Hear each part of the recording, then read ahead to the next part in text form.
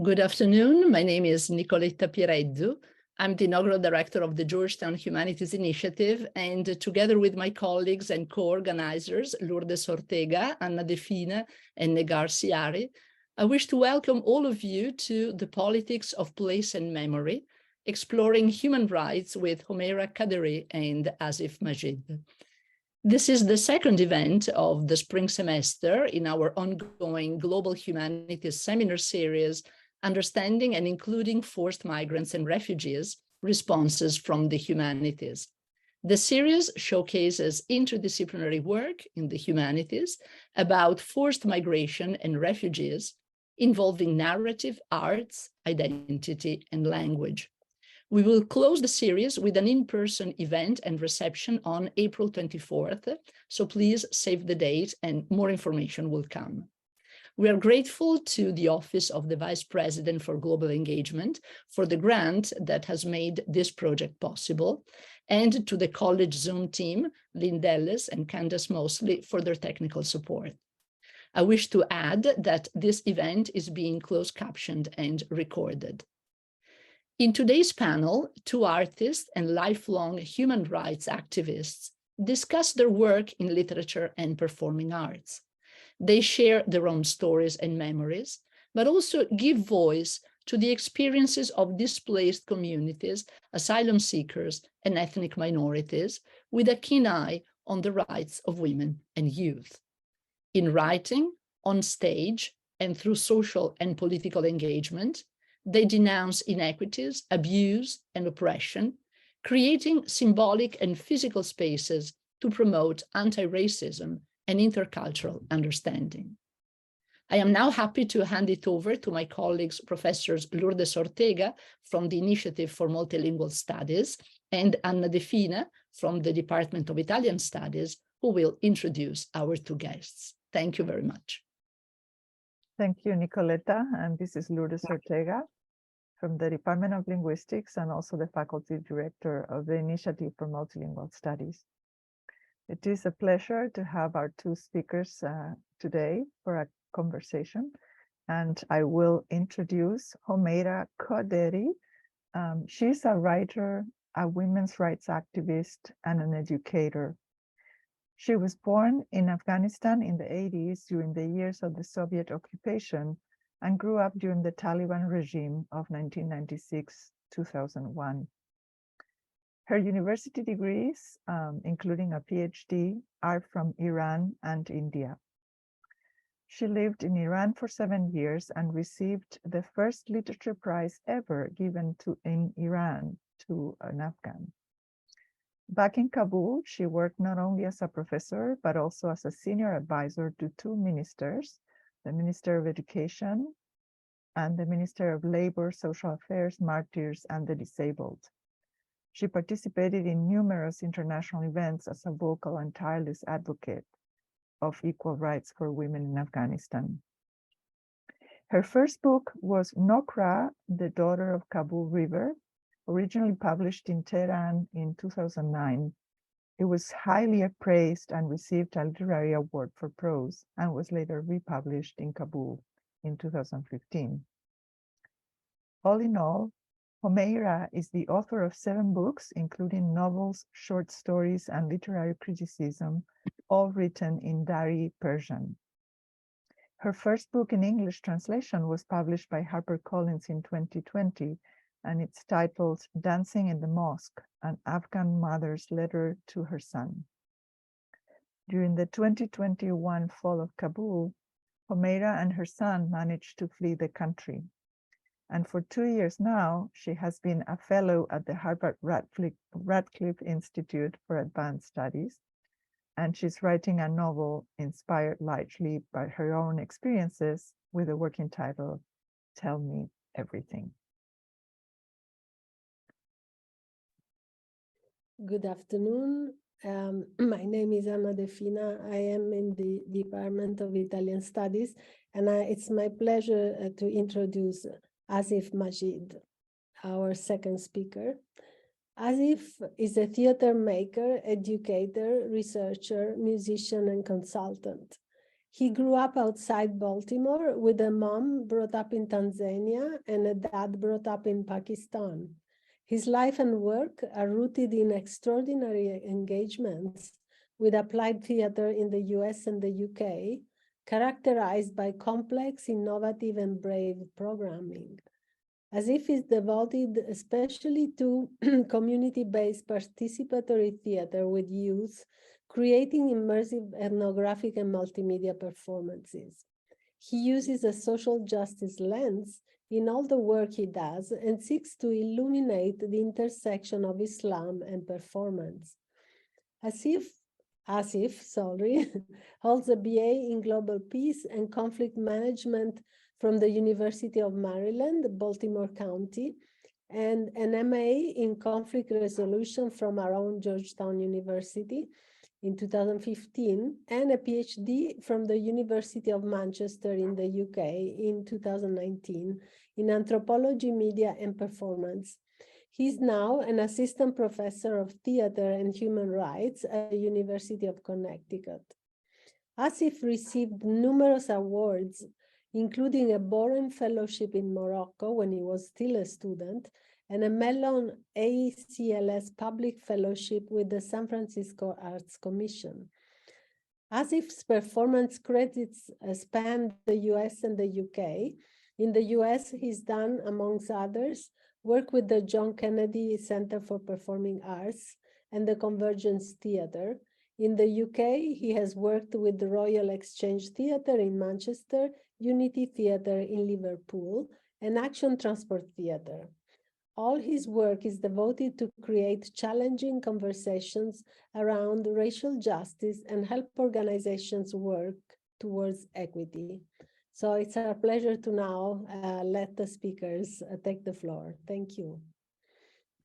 Thank you very much, Lourdes and Anna. So Homeira Qaderi and Asif Majid will now talk about their writings and art for about 10 minutes each, reflecting on how their memories and personal experiences of displacement inform their mission as intellectuals, activists, and educators. Organizers and selected students will then ask them some questions, followed by a Q&A with the audience at large. So you're all welcome to submit your questions at any time using the Q&A function, as we have disabled the chat. And now we look forward to hearing from Homeira first, followed by Asif. Thank you very much. Hello, everyone. Thank you so much for having me here. This is really such a pleasure to be with all of wonderful women and men here.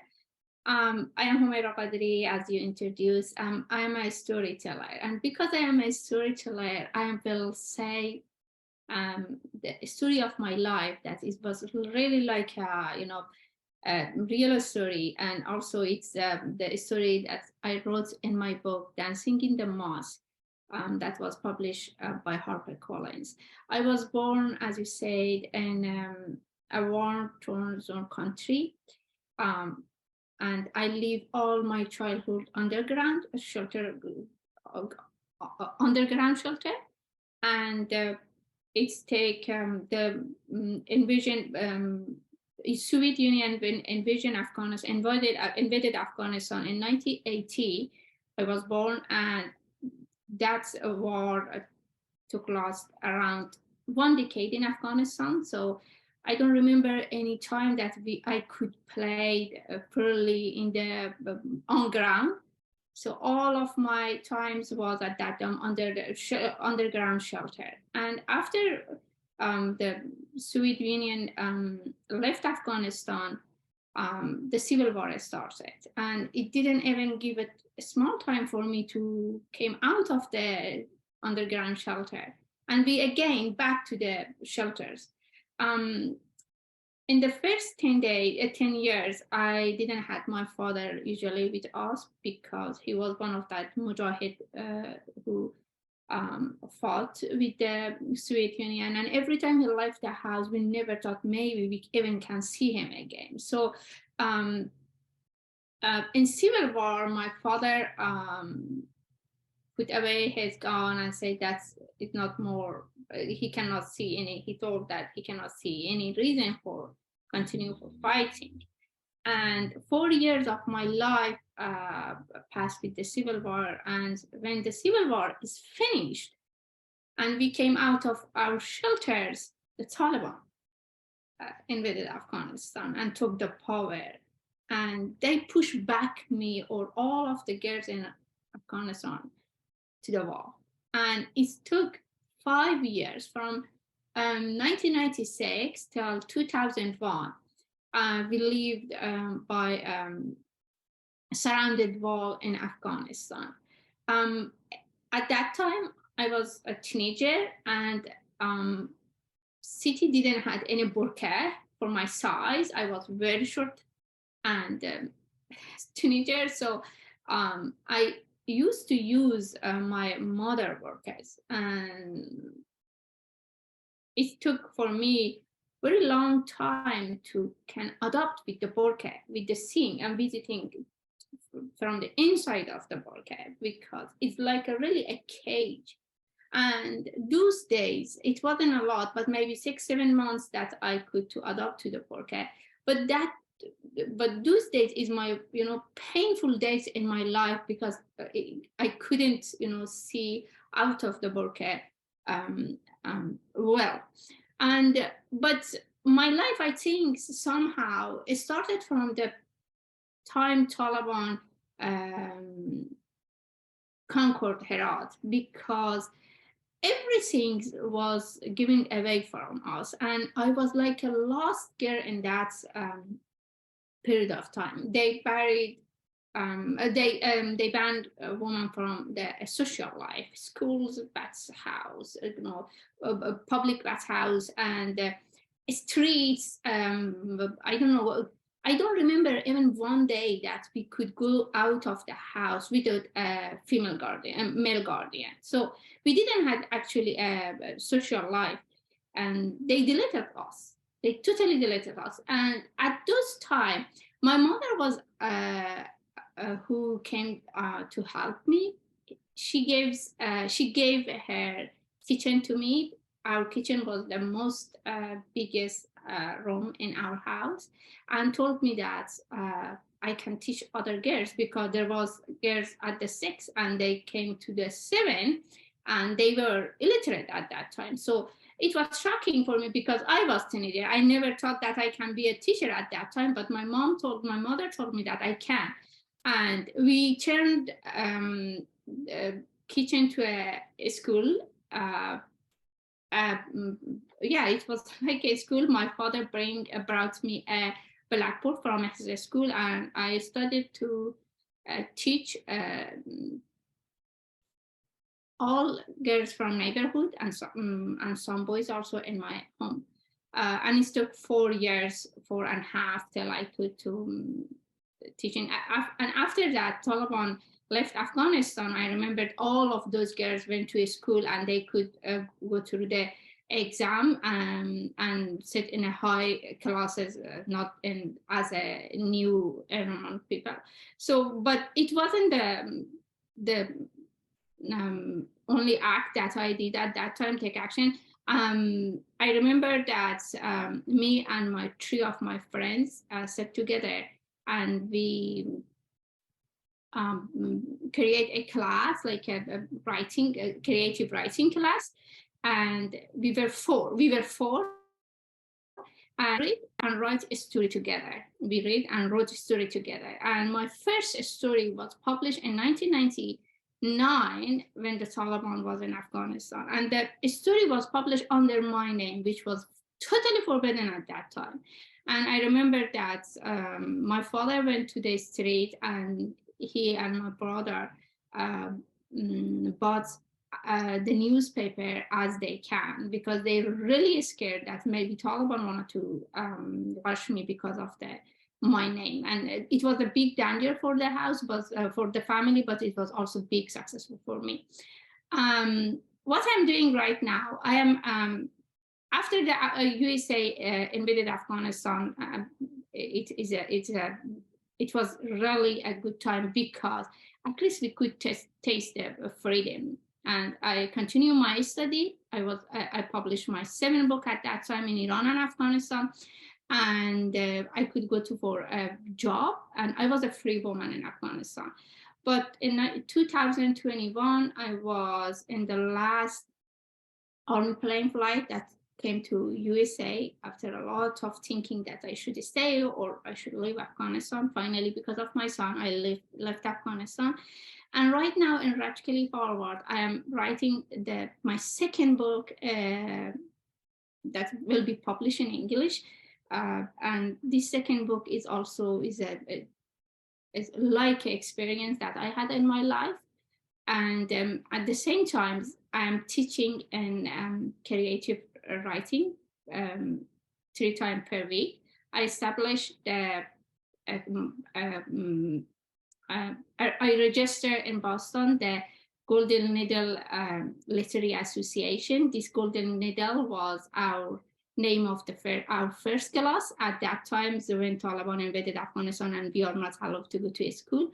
I remember Christina Lamb came to Afghanistan in 2002, and she was just in Afghanistan. She's a journalist. She was in Afghanistan for 2 weeks, and after she returned to UK, she wrote a book about us, about our class, the Golden Needle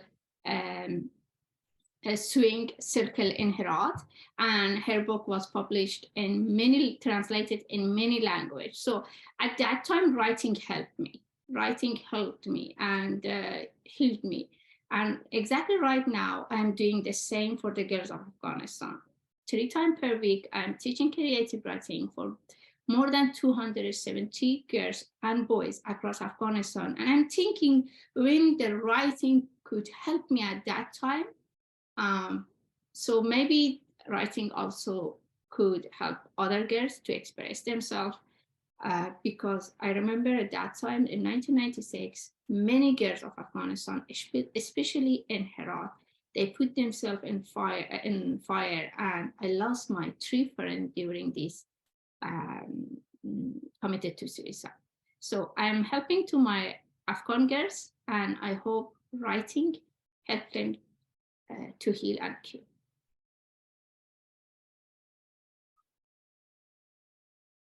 Thank you so much, Homeira. Very moving, your journey, your life, and your writing, and how you're spreading bravery and healing around you. Asif, would you like to speak now? Yeah, sure. Hard to follow up on that act of Homeira's stories and experiences. But thank you again to the organizers for having me here, and it's really great, Homeira, to be kind of in conversation with you with our mutual experiences. I think I noticed in something that you were saying was this experience of kind of the centrality of how family was really important to you and kind of supporting your sort of your work, and that's actually where my kind of intersection also with the arts and social justice broadly speaking comes in. Is it starts with family. I think the first interaction that I was told I had with the arts was as a 2-year-old, drumming on pots and pans at the feet of my mother in the kitchen. And I pulled the pots and pans out, from the various cabinets where they were, and drummed on them. And my grandmother was living with us at the time, and she, nobody in my family is particularly musical prior to this, and she said to my mom that you should make sure that this boy plays music. And my mom was like, what is this? And so like, we don't have any precedent for this. And she was like, it's going to be a very important part of who he is to become. And so, fast forward sort of a number of decades later, and that's a really central kind of component of the way in which I was nurtured from a really early age, to be involved in the arts. And the centrality of that. I still maintain an active music practice in addition to being a theater maker, and continue to think about how that has served me, and not just served me, but creates a forum and a space and a context for folks to, at a base level, to express whatever it is that they need to express: sadness, happiness, upset, anger, whatever, difficulties. But for me particularly, I have also had a long-standing practice of facilitation of facilitating the conversations and the capacities of other folks to be able to surface their own stories, whatever those are. An example of this, I don't know, Nigar, if it's possible for you to put into the chat this link of this show a show of mine that is opening at the end of this month in DC, which is a process that has a devised theater process that has been done with asylum seekers based in Washington, DC. It's going to be so dope. And basically to give you a sense of kind of how I work and what this means, we did basically Zoom devised sessions with asylum seekers who are based in Washington, DC, to surface and understand their experiences of asylum seeking, but not actually starting from that place as the point of departure, right? So we started from, I see Maya like vehemently nodding here, so I must have hit onto something correct. But we start with the idea of just like, you know, like, who are these people and like, what is it that matters to them, right?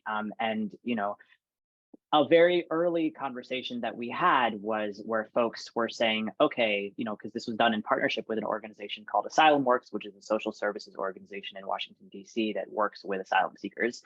And Theater Prometheus is the commissioning or entity. And the very first conversation that we had was with the folks who were connected to Asylum Works, who were receiving services from them. And, you know, they said kind of like, okay, like, what's the deal? What are we going to make theater about? And I was like, you tell me. And they're like, what? That's so foreign of a concept, right? Because when an identity label has been put onto you, right? And when you are claimed that you, an asylum seeker is like, that's who you are, right? When that's the sort of narrative, then that must mean that you're going to talk about trauma, right? That must mean you're going to talk about like, you know, terrible, terrible things that have happened to you and how you ended up where you are, right? And that's not to say that those things aren't true or they haven't happened, but that's also to say that, like, you know, we also get these beautiful stories like, you know, a random like stolen chalkboard and teaching like creative writing to like dozens of people, right, from the neighborhood, right, who need it, right? Just like, you know, Homeira just offered, right? And so what ended up happening was we went through this multiple month process where we, you know, surfaced stories. They did a lot of role playing. They created characters. They stepped into those characters. They started thinking about making music. They started thinking about magic. And so this show is told in the words of asylum seekers, and I've kind of, you know, curated and put together the play based on their interviews and so many other things, but it's also about so much more than that. It's also about the possibility of hope. It's about kind of futurism. It's about ideas of dreaming. It's called, I should have said this earlier, but it's called The Cassette Shop, which probably tells you also something interesting, because that tells you nothing about asylum seeking. It tells you everything about like some music and sort of some, you know, retro kind of like tapes that people may or may not remember even what cassettes are. And so I think, you know, when I think about this work and I think about what it means to be a vector for surfacing stories from other folks, some of which are mine and some of which are my parents and some of which are their parents, right? I also really think about what is the type of space that I need to create in order to have and be a good conduit, right, for what matters, right, for the narratives that matter. And, you know, we can all make different claims about what that is, what those narratives are, what matters, and who gets to make that choice. But for me, I think I really try to move and operate from a place of creating and holding space for what it is that other folks feel matters to them. That's what I'm doing, facilitated processes like the one that led to the cassette shop. And I also am really interested in like making it like fun and playful and kind of like joyful and having these sorts of like moments of building true kind of depth of relationship with one another. I think the kind of, I don't know how we're doing on time here, but I think the maybe last piece that I'll kind of share about this is when I think about process and I think about, you know, how to then ethically handle and care for somebody's words. It's not just about caring for the words, right? We have, you know, and you know, Maya and maybe others who are on this call will know, for example, about like Anna Devere Smith and like Ping Chong and like many of these theater makers who are who work with words, right? To me, the words are just actually a symbol of what is underneath the words, right? They are a symbol of sort of the kind of care that is required to engage with somebody and to be able to surface, again, the things that matter to them. We talk a lot about, because we're in a white supremacist kind of cultural context, we talk a lot about sort of attachment to written word, right? And the sort of like the way in which the word has carried so much cultural capital, political capital, social capital. And I'm here to kind of, you know, challenge and push, I think, a little bit of that, to think a little bit more, not just about words, but also affect. What is the feeling that is evoked? And also about body, and what is the body doing and saying, and the fact that the body holds knowledge. And, you know, my body tells me stuff all the time about whether I've gotten enough movement in a given day, whether I'm feeling sad about something, whether I'm like, you know, looking forward to something. It tells me, and there are certain parts of my body that speak in certain ways. And I'm just increasingly learning to tap into that more and more and more. So when I try and do this kind of work with folks, the body is something that carries information. And I think it's really crucial that we provide context for it to do that more and more. Yeah, I think that's kind of a good sort of overview. There's a lot more that I could say, but just wanted to say on the last note, which is that this show that's going up, the Cassette Shop, opens on at the end of April, and then it has a 4-weekend run at Anacostia Art Center in Southeast, and all shows are at 7:30 p.m. And tickets are available there, and you should come see it because it's going to be so good. And I think you know I would just say that, you know, when we think about work coming out of sort of like this genre, whatever that is, about like working with folks who have experienced, you know, forced migration or displacement or whatever the case is, my question is always, you know, to be asking myself and for others to ask themselves, it's like, what preconceptions do you have about this, and what are the ways in which those preconceptions are hindering you from actually really deeply engaging with the person, with the content, with the material, with the story that's in front of you. So I will park it there. Thank you so much. Thank you so much, Homeira and Asif, for your poignant remarks. I think this is a very stimulating starting point that can allow us to move to the conversation with co-organizers and students. So co-organizers and students have the floor now. Thank you. Thank you very much, Nicoletta. Let me ask a question from Homeira, and then I will introduce the two students, and they will ask questions also from our speakers. My question, Homeira, Asif just talked about the body has a lot of knowledge, and he was encouraging us all to not have pre-assumptions or to examine our pre-assumptions about who we think refugees, newcomers, people who have experienced conflict are, and to look for deeply engaging with them at different levels, including play, including the whole person, right? And what I know from reading your excerpts in English and from your biography is that you are a tremendously brave person. Your bravery is such that you were even given a medal in Afghanistan by the president of Afghanistan, Ashraf Ghani. He gave you the Malala Medal to extraordinary bravery. And this is the highest civilian honor given in Afghanistan. And it was because of all your work affirming the rights of women, and going not only in Afghanistan, but also international conferences and meetings, and trying to really make a difference for women. So my question is, when you have other people like us who have not experienced the level of deep conflict and trauma and suffering and war that you and many people in Afghanistan have experienced, when you're trying to move us, you're trying to make us brave. How can you make brave people who don't have access to those lived experiences? And can literature help make us, all the rest of us, brave like you?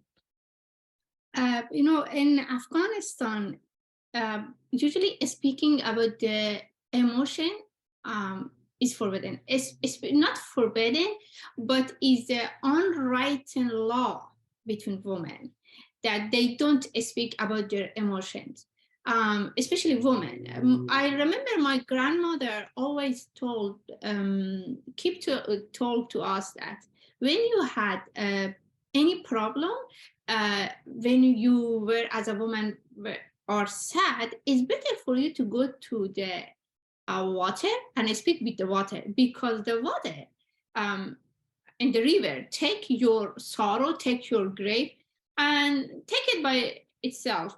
Don't speak about your grief loud with people, because speaking loud as a woman was forbidden in Afghanistan, and our generation in generation accepted, and nobody brought or any challenge to speaking loud. I remember when my book Dancing in the Mosque was published, at the first step, the title had a lot of problem, made a lot of problem for me in Afghanistan, because they always say that the mosque is for praying, not for dancing. So they just really they judge me by the cover, by the title. And this another problem for that people was a woman from Afghanistan speak loud, speak beyond the borders, and I didn't want to that a book was published, getting published in Farsi. I just wanted to be in English, because I knew that at that time, a lot of people will take a stone and stoned me. Not maybe really physically, but they stoned me by their words. And the word also, because I'm a writer, I feel the meaning of the word. I feel that I know the feel of the emotion of every word. So stoning me by word is very more painful for me than the stoning by a stone. But when the book came out and was published, I remember even people copy that books illegally, and they sell the book on the street like a tomato, like a potato on the street. And there were new generation, young generation, women and men, and went to the street and bought that book. After that, I remember many girls came to me and they said, we want to write about our life. We want to say about our story. Many women in Afghanistan went through the process of divorce, but divorce is a very shameful act when a woman takes it. So they prefer to be silent about that. Even you cannot see in the, we have a lot of divorce in Afghanistan, but the government didn't recognize divorce as a problem in Afghanistan, because the government didn't want to speak about this problem. So I thought with myself when I started to book that people here had their problem always. They had another kind of problem. They have their sorrow. Best way to connection and say about connect with these people and say for them about Afghanistan, and at the same time give them a good feeling, or give if you say, I called it bravery, or I use these words, and how I can give this bravery back to the world, because I took it from the world. I thought at that time the best way is for me to don't speak just about my suffering, just about the pain. I should speak about the struggling for my aim. And because of that, even now, when women from Afghanistan ask me, come to me and say, we wanted to write about our story, I asked them to, which part of your story will be bold in the book? Your suffer or your struggle? Because the people, why people of the world pay money and buy software? They had enough. So, but it will be very meaningful if we say we pay and buy a struggle and we'll see. So how I can transfer it as I get from all the world, how I can transfer it, I just show it to you. I show the path and I show you how I passed this path. And it wasn't at all easy. It even now is very, very painful for me. Some people even say, how you came, have you moved on with this all of problem? I'm saying, I didn't move on. I'm just in this pain, but I live how I can live. I learn how I can live with all of this painful pain in my life, but continue. So you are enough brave for your problem. But when you see how an Afghan girl struggle in a geography like Afghanistan, I am sure you will have more motivate to continue and dominate, the suffering and the pain. Thank you. Thank you so much, Homeira. Anna? Yes, thank you. We now give the floor to Maya Roth. She's going to ask a question for Asif. But let me just say a few words about Maya. An artist scholar, Maya specializes in feminist plays, cross-cultural adaptations of classics, and plays that fuse psychic and social stakes. She helped to develop 3 plays by Iraqi-American playwright Heather Raffo, and her scholarship appears in volumes such as Theater of War and Exile. Her direction of One Flea Spare by Naomi Wallace is now performing at Georgetown, as we said, and she has a PhD from Berkeley. So Maya, please go ahead. Thank you. Thank you. I'm just loving being in this room and hearing the stories and the work.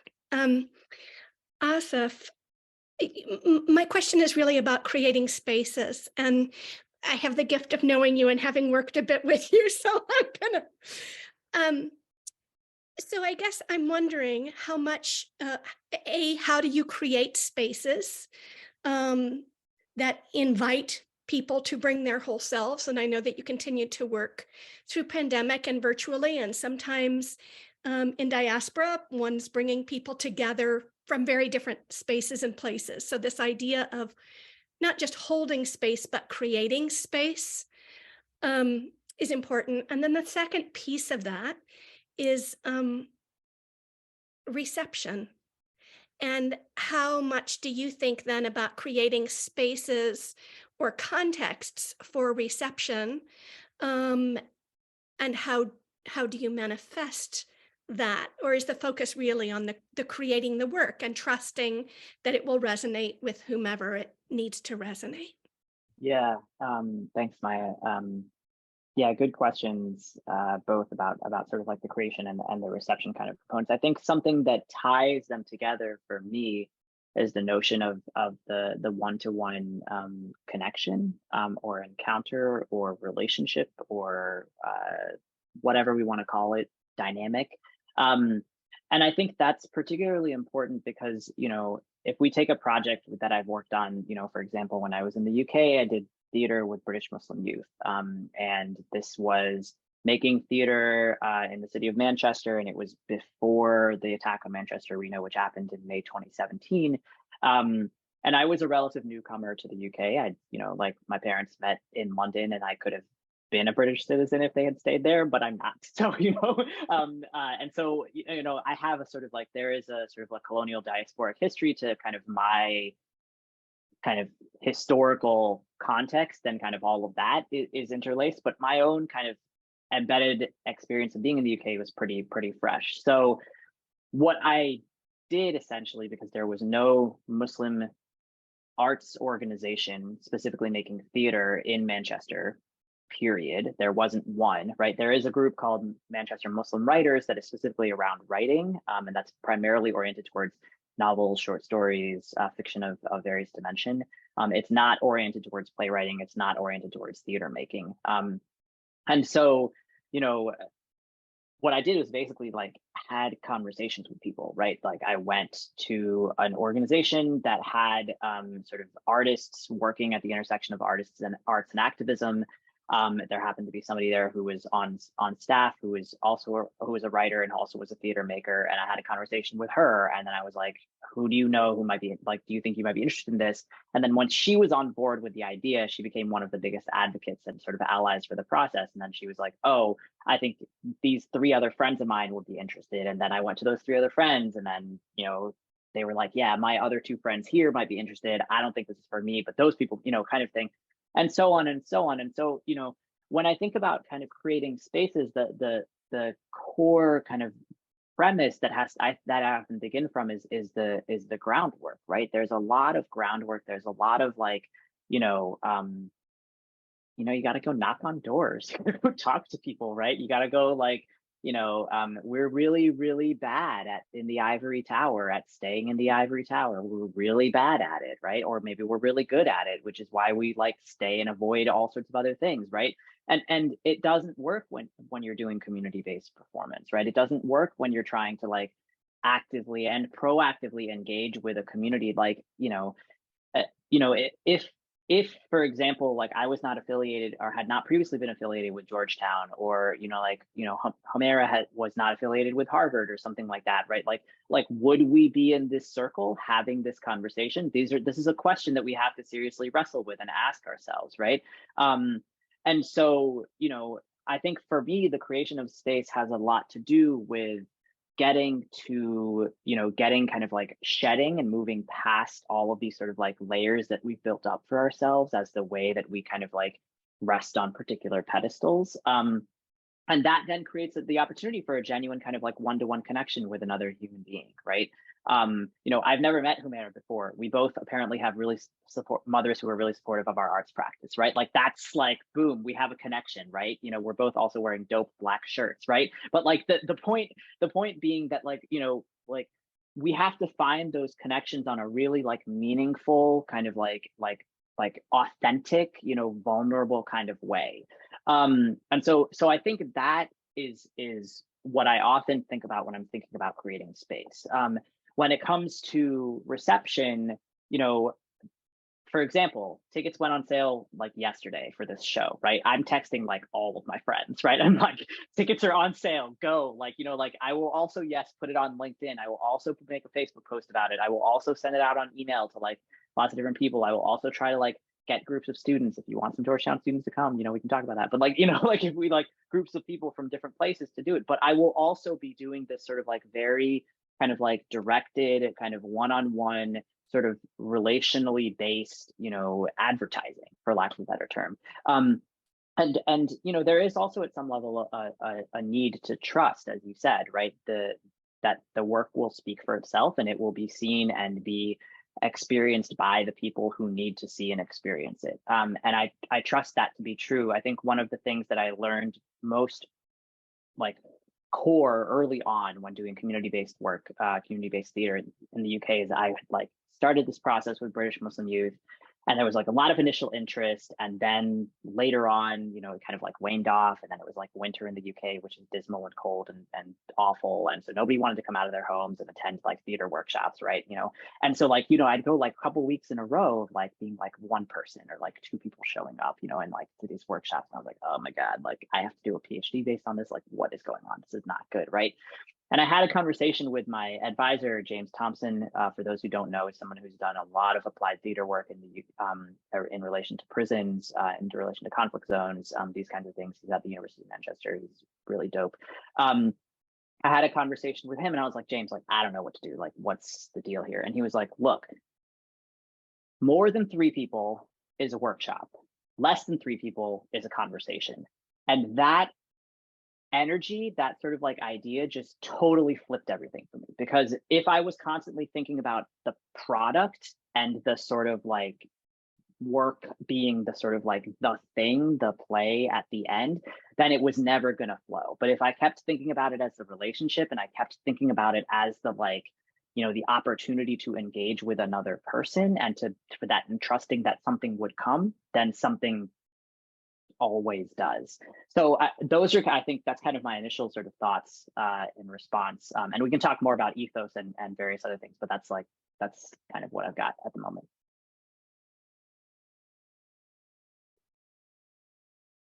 Thank you so much, Maya and Asif. And I am going to take it to one of our students who will ask a question from Homeira. And this is Haritha Kumar, a junior in the School of Foreign Service, majoring in culture and politics and minoring in philosophy. And she says her major concentration centers around the notion of power. She hopes to explore and interrogate power, both as a philosophical and historical concept, understand how power waxes and wanes over time, and how activists and social movements manage to negotiate, accumulate, and maintain power over time. And so, Haritha, you can ask a question for Homeira.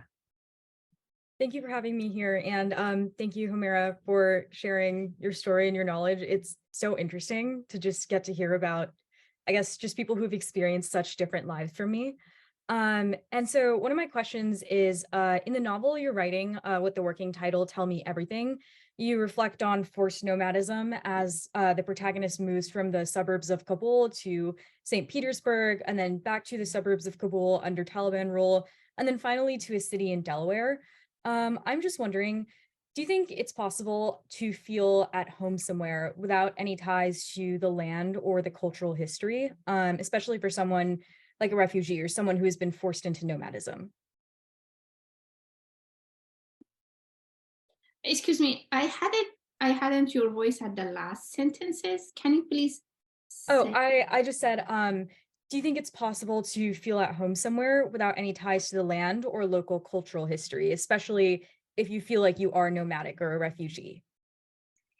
Actually, your question is very painful for me, because your question is not just about my character in the books, but it's even back to myself as a writer of this book. It's like I always ask this question for myself. Honestly, if I say about myself as a writer of this book, I said, no, I lost my home.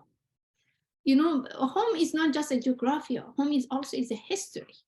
And these days I'm editing the book, and one of my friends who is from the USA is reading the book, and actually he finished the book, and he told me that I don't think so that the main character Roxana should back to Afghanistan. And why you are sending her back to home? I told him because in the whole book, she is saying us that she lost her homes and she cannot adopt here because she lost the roots. And it's not easy to, you know, a home is not just a street. Home is not just some wood and mood together and make a home. Home is the place that all of your history happened. For me, I remember that my grandfather knew every person in the street that I was born. He knew them. He knew every grandfather of that street. So, and with every person in the street, we had a story. But it's not actually easy to claim or take your route and bring you to another place and plant you and give you water and so on and say you should move on from here. We have seen history show us a lot of people a lot of people never grow up after you replanted them. In 1990,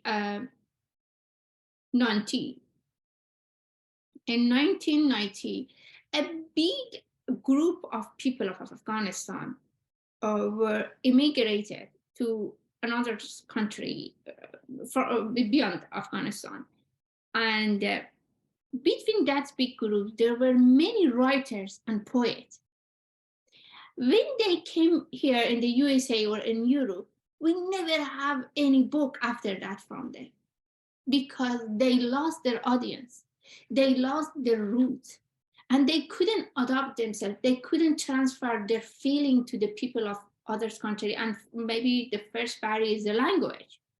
That is right now happen for me. It's really hard for me to connect with these people. And it's very hard for me to write in English. There are many, when I open the book, sometimes I think I'm faced with the new world.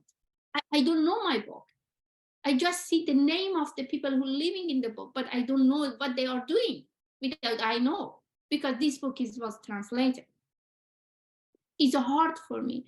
And I'm saying when we speak about the house, is bring us a lot of pain, sorrow, grief. And if you're saying to me, here is your house, as a writer of that book, who her main character in the book are homeless, I said, no, I cannot see any home. Even when we are going with my son to shop, for shopping, I wanted to make here for him like a home because I know being homeless is very painful. You can be successful in every field, but when you think it's not your home, you always have a very big pain in your heart. And when I am asking, for example, buy this tool for yourself, it's beautiful, you can play with this. You know what he's saying to me? He said, Mom, we have one of them in our home, but we didn't have it here. And still, these boys, after 2 years, don't think that the USA is his house. So when the writer of this book don't feel that he, she, or he is in her house or his house, how the character want to feel? So traveling is wonderful, but immigration is really painful. Immigration never, as I experience it, no immigration is associated with joy and happiness. I didn't have it.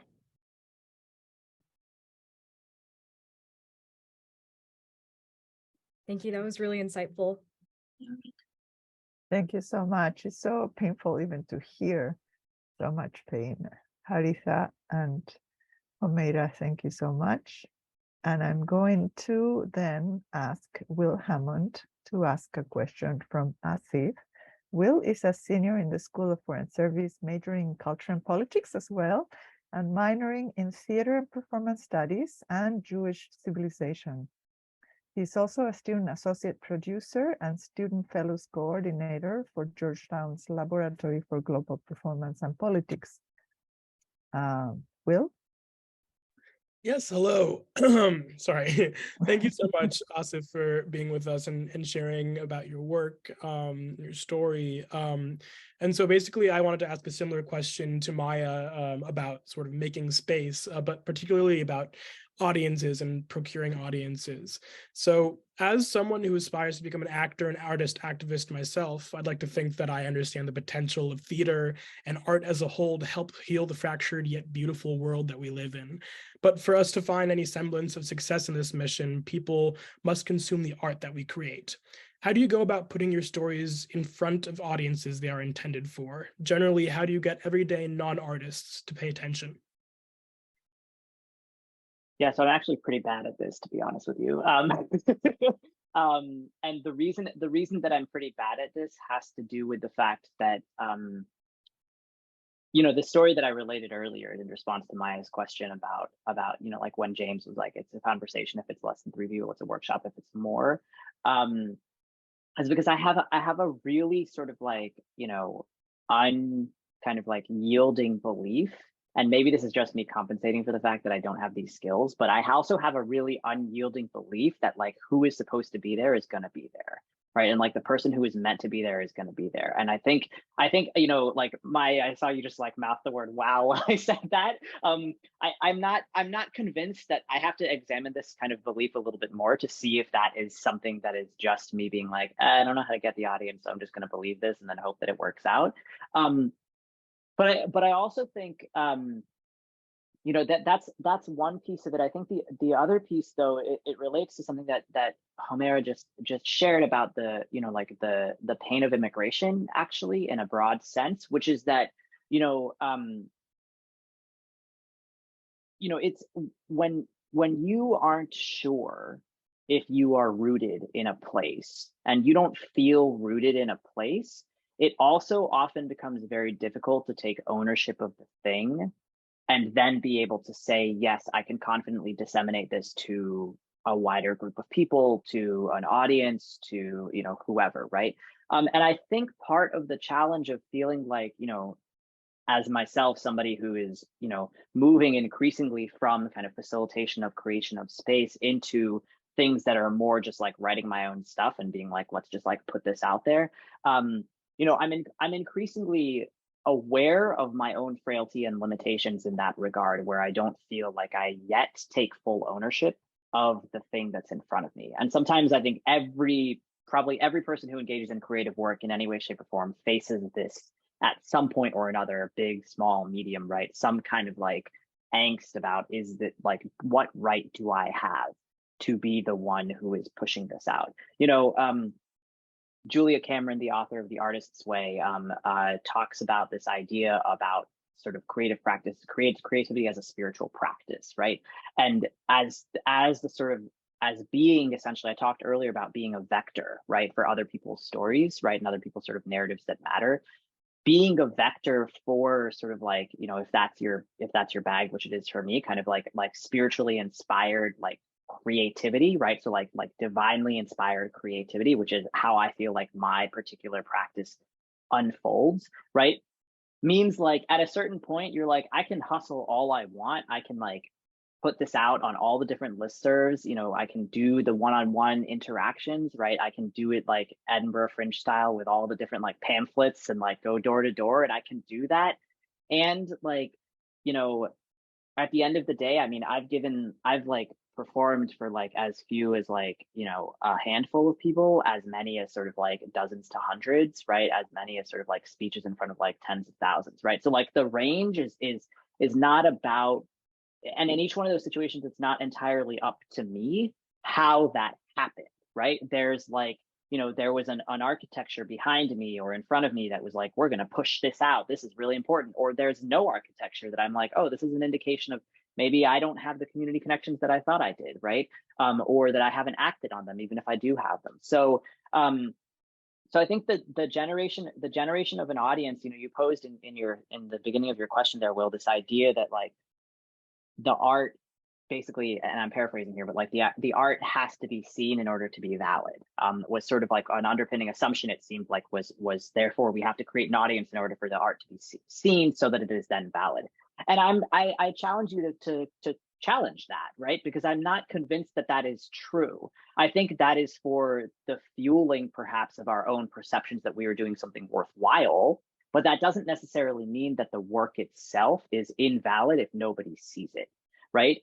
Like, you know, a lot of the best theater work that I have done has been in rooms with like 3 people, and nobody has ever seen it, and ain't nobody going to, and I really don't care, because what it is it's about, in that moment, the magic of like those people being like, yeah, like we just like totally nailed that exercise and we did it all together ourselves, from all these different walks of life, different languages, different kind of like age groups, whatever the case is, and they did it together, and that's the thing that mattered in that moment. So so I think I say all that to say that you know, when we think about audiences, you know, the question for me is less who needs to see this, and the question is more who benefits from this work, And that benefit is writ large. It's often, for me, my primary audience is actually the people who are in the room doing the work and making it, right? I'm not so concerned with like,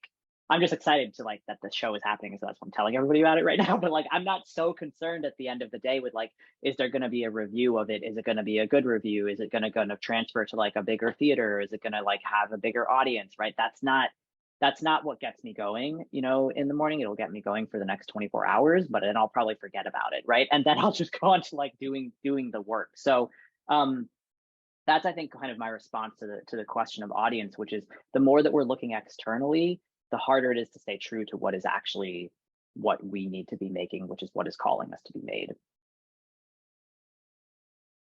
Thank you so much. I appreciate it.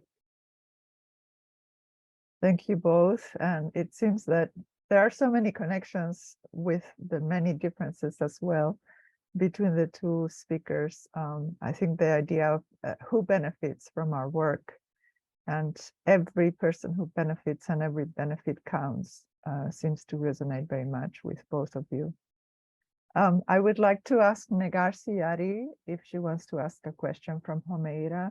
Negar is one of us, one of the organizers, and she's been with us for 5 events now, and she will be with the last one in person in April. She's a doctoral student in the linguistics department, and Negar is originally from Iran, and her work in her doctoral dissertation, she's working with Afghan newcomers, teaching them English, but doing so much more than just that. And so investigating how they view their needs for English and how they view their lives, their nomadic lives, and the dispossession of having to have left their homes and now having to learn a new language just to create a new life that is difficult. Negar, would you like to ask a question from Homeira? Yes, thank you so much. Homeira, my question, I think it is mostly answered so far by your speech so far, but I was gonna think that, you know, during your career, you have been to different countries, Iran, India, now the United States, and of course, Afghanistan. So you talked about, you know, your experience right now, especially in your literary career in the U.S.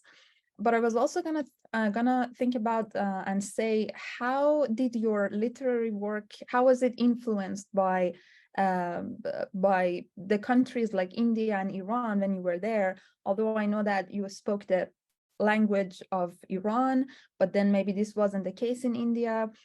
I'm just thinking, how was living in India and Iran? How did that influence your work? And did you also have the same, I'm not going to say issue, but the same, you know, let's say, you know, struggles with language? Maybe the same case in the US, or was it different? Can you tell me a little bit more about those two countries?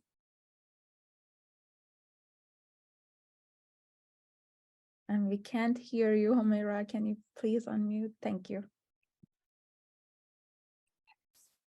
Negar, my first book was published, my first short story was published in Afghanistan, as I told, but my first book was published in Iran. And the language, because Iran, the common language in Iran is Farsi, so it was very easy for me to at least say my story in my language, and after that go for publication. And because the language between Iran and Afghanistan is Farsi, it was very easy for me to follow up with some classes about the creative writing. I took a lot of class in this field in Iran, and I have a lot of friends there that they are writers. So not the first book, even my first book was published in Iran, 1 non-fiction and 2 fiction. I got the prize of Sadegh Hidayat, the famous prize in Iran, and it was also the first prize that they give to an Afghan writer, and many other prizes and award I was awarded by Iranian people. It was just because of the language. For a writer, as you know, the only tool that has is a word. And then we came to Farsi. So I'm so powerful for writing.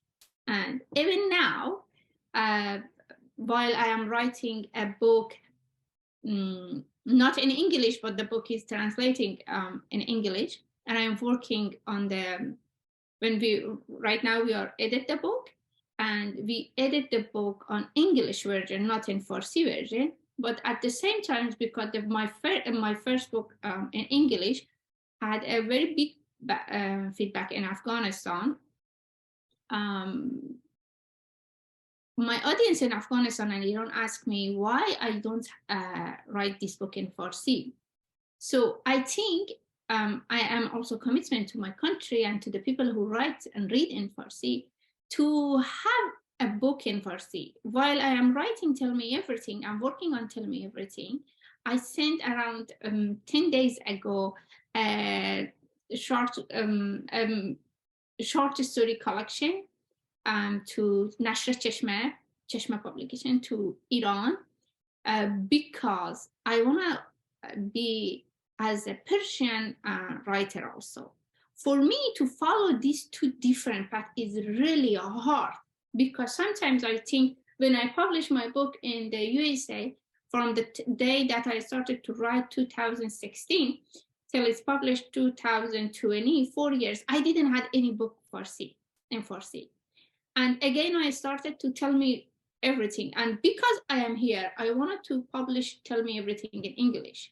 And is also started from 2019 till now. So around 4 years. And in these, really 2016, in those 7 years, I didn't have any book in Farsi. So I am still, I don't feel that I am living a life of writer here because of the language, the barrier of language. And at the same time, I lost my audience and my language in Farsi that in Iran and in Afghanistan. For being the passer of these two paths at the same time is never easy. It's never easy, but I'm trying to do it, especially right now, because Tell Me Everything is in the last stage of the edit. And during my editor work for edit and send my question, I always work in a Farsi short stories, a short story, and I collected my short story and send it. So when we came to Afghanistan and Iran, everything is easy for me. The prose is mine, the story is mine, the history is mine, and I know the market, so I can be very successful there. But when I came to English, it's really a big barrier for me. I don't want to hide it, because as I told you, the first thing that every morning when I open the file of my book, Tell Me Everything, that is in English, it's like I don't face with my book, I face with the wall. And I should go through this wall with my head. And it's not easy, and always it's hurtful. And it takes time. When 5 or 6 days, I want to clear my mind and don't go to the book. After 5 or 6 days, when I return to book, it's totally new for me. And it takes again time to understand what I was saying in my what I said in my book. So it wasn't really easy for me, but at the same time, because the only thing that I can do is writing. I remember when Taliban seized Afghanistan for first time, all of the girls of Herat, my city, started to needlework. Why I'm speaking about just my city, Herat, because at those days, we never had connection with other cities. We never had the internet. We didn't know anything about the internet 20 years ago. So I just knew about girls in Herat, in my city. My aunts, all of them could do needlework, and I didn't. My grandmother always was concerned about this matter, because she told me that you never find a husband for yourself because you cannot do any needlework. And it was very important. It was an art. For a girl of Herat, needlework was an art, not writing. So I never had any talent in needlework. So I try to be a little more smart for writing. And right now, after all these years, still I cannot do needlework, but I am okay with writing. I wanted to be a Persian writer, and at the same time, maybe I'm trying to make a circle of reader here for myself. And as I told you at the beginning, I don't want to bring my pain. I don't want to bring my sorrow to you, but I wanted to show how we pass our life, how we pass this way of the life. So I'm totally here I'm totally dominated by language, but I am trying to trust my translator. I'm trying to find my tune. I'm trying to say the history of Afghanistan and history of Afghanistan, because I think right now is more important to say about Afghanistan than ever. Absolutely. Thank you so much, Homeira. Bravery all over again. This time with language. Anna, would you like to ask something from Asif? Yes, I am really so grateful to our speakers. They've been, both of them, so inspiring and so sincere. It's moving. Anyway, Asif, I want to talk a little bit. I want you to talk a little bit about your activist side. I know you do activism through theater, of course, but you also do consulting and you work with organizations. So I wanted to ask you a little bit if you can talk about your experience as a Mellon Fellow with the San Francisco Arts Commission, supporting racial justice and the city governments and arts funding. Can you talk a little bit about that experience, what it is like, and what did you manage to do in that period? Yeah, so thank you for the question, because nobody ever asks me about work with city government. So it's not something that is often a topic of interest. I think I'll say kind of two, like, just start there, and then I think kind of go into sort of a broader kind of conversation about it, which is that, you know, that experience was one in which I had an opportunity to really like get to grips with and understand the intricacies of like the minutia of bureaucracy, which is so not my skill set. It is so something that I'm just like, this, I don't like. I was in situations where I was like drafting kind of like procurement agreements for like a grants management softwares. I was in situations where I was like drafting racial equity action plans. I was in situations where I was like, you know, doing internal organizational ethnographies of like grants making practices for like the Arts Commission, and trying to like help them do a better job of making sure that it was, you know, more equitable and more racially kind of like, you know, equitable in their practices.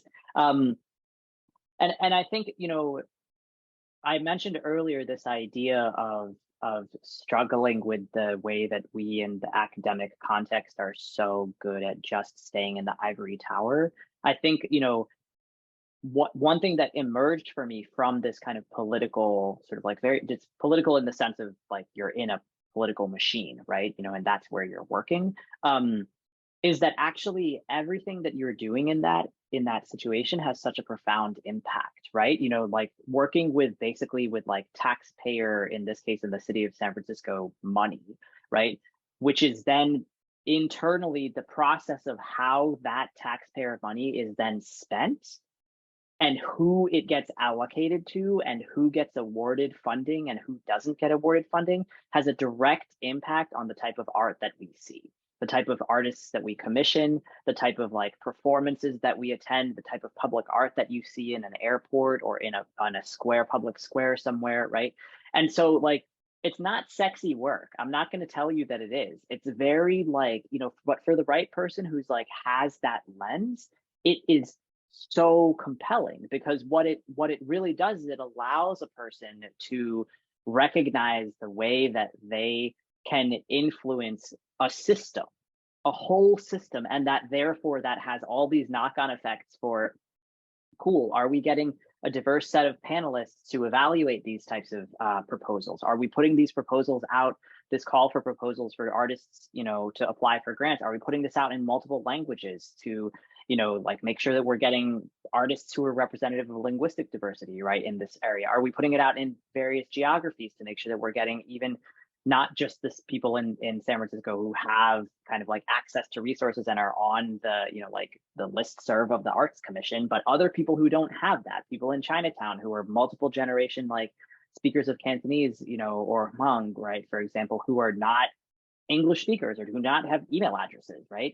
You know, how are we getting those folks to get engaged? And so I think there's a real opportunity in that sort of like smallness to do significant change work, really significant change work that is not talked about a lot, and hence, like, I never get asked about it. And I think the second piece of that is that from that, for me, emerged a practice of doing consulting work, right? A consulting kind of with arts organizations. You know, every arts organization under the sun now is, especially in the US, is really trying to symbolically or otherwise understand their, you know, like their commitment or lack thereof to racial justice, right? And so day after day, like there's multiple kind of calls that go out where someone is like, oh, I want to do a survey of like my, you know, staff to see, have we like made any changes or substantive, you know, anything since, you know, the murder of George Floyd in June 2020, or even before that, right?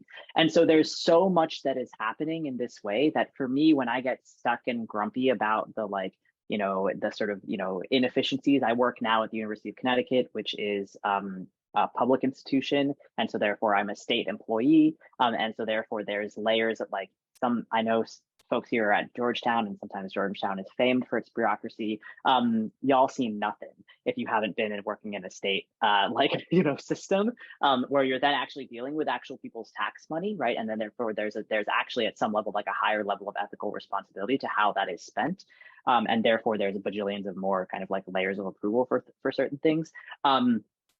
And so when I'm in that context, right, when I get grumpy about that, I then have the opportunity to go and consult with an organization, an arts organization, or an organization that is convening artists to help them analyze their own racial equity practices, because you can do it from the perspective of being within the state, right, being within the city government or the state government, right? And you can also do it from the perspective of organizational change, right? How is the organization making different decisions, right, about who, if it's a funder, who they are funding, if it's a private funder, who they are funding, if it's a kind of like a convening of different arts organizations, who are they convening? How are they making sure they're getting geographic representation, you know, racial representation, ethnic, linguistic, all these other things. And so for me, it's been a surprising kind of emergence of a way to actually do change work in a different place than I ever thought I would be kind of responsible for or committed to. And it really, I think, helps to have that kind of diversified portfolio, forgive the economic metaphor, but like the diversified portfolio of what are the different ways that I feel like I'm acting in this way.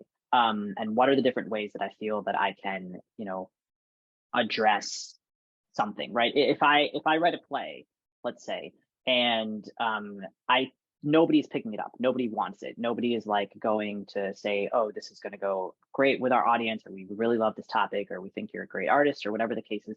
It's very easy for me to get down on myself and feel like I'm not doing the work, and I'm not, kind of to Will's question earlier, there's no audience for my work. And so it's not making a difference, right? Nobody cares nobody cares about the play if it's not being seen, right?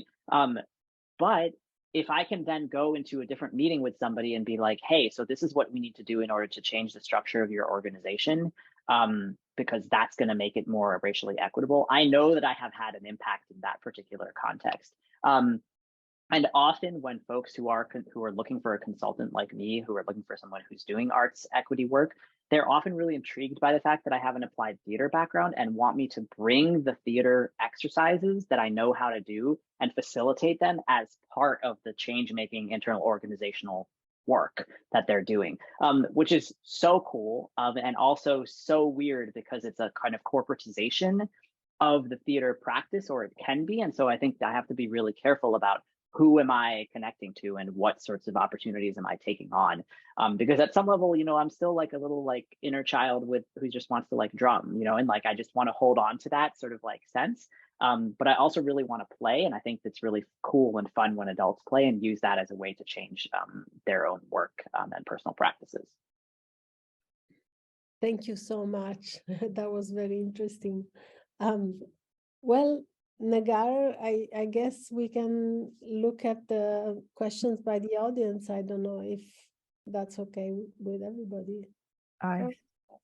Yeah. Are there any questions? I think we do have one question, and I also here want to invite the audience to just write up their questions if they have any in the Q&A box. So we have one question from our audience, and they have asked it's a question for both the speakers. They have asked whose work or what practice most inspires you? So whose work or what practice most inspires you? And Homeira or Asif, you can start at any time. Okay, I will start it.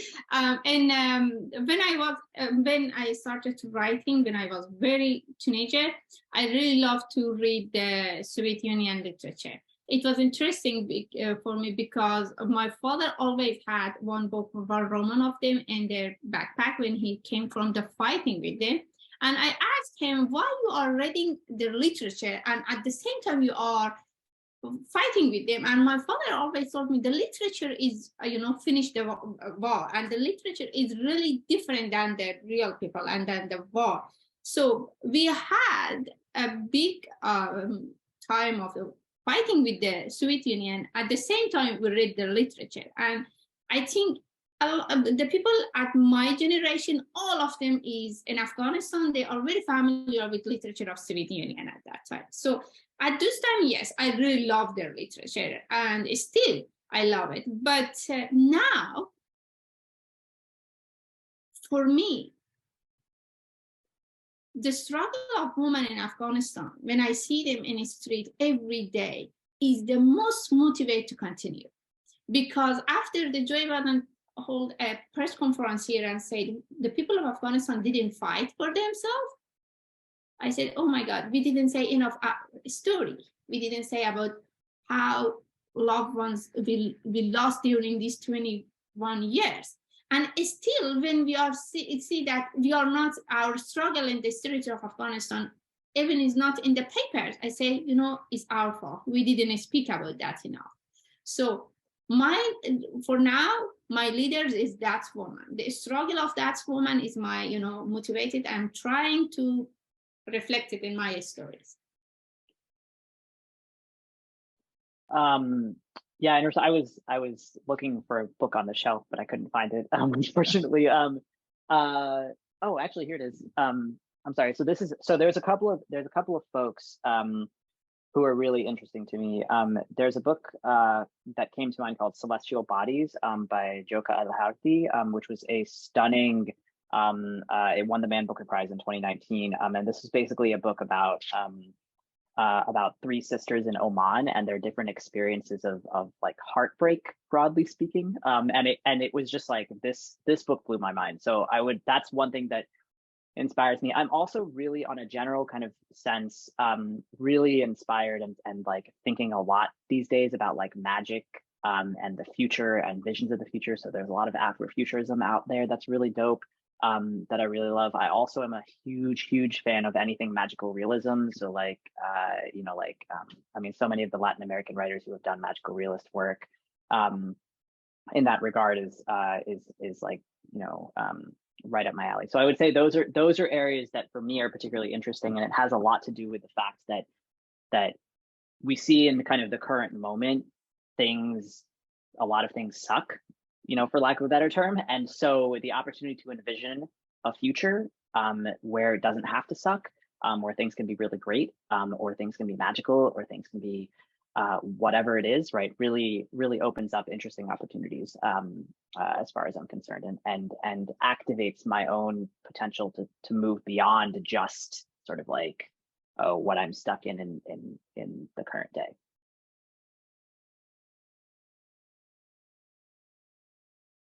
Okay, thank you so much both for. Can I interrupt for a second? I course. think there was a note in the question and answer asking what's, oh yeah, Asif is already writing the book title in the chat. Good, good, good. Thanks for catching that. Go ahead, Nika. Great. Yeah, we wish we had more time to hear from our speakers and also maybe hear both of you to ask questions from each other or speak together. But for the sake of time, we need to finish. But I wanted to thank our panelists, Homeira and Asif, for joining us today, and also for everyone who joined us in the webinar. I'm going to put our website in the chat, the Global Humanities Seminar Series. We are going to have one last in-person event at Georgetown on April 24th. It's going to be, I think, probably at 5 p.m., but please stay tuned, check our websites, and you will also hear from us in the email with information about our last event on Georgetown campus. Once again, thank you everyone for joining us, and I hope you have a great day, and thanks again. Thank you all. Thank you. Thank Bye. you so much.